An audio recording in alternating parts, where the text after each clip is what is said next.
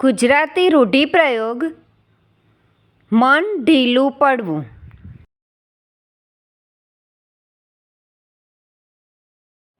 મન ઢીલું પડવું.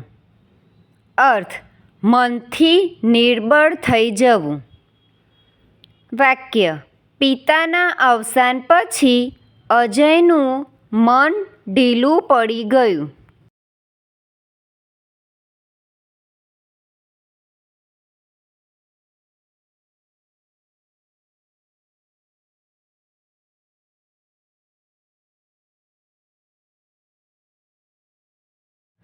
Thank you friends. Please like, share and subscribe.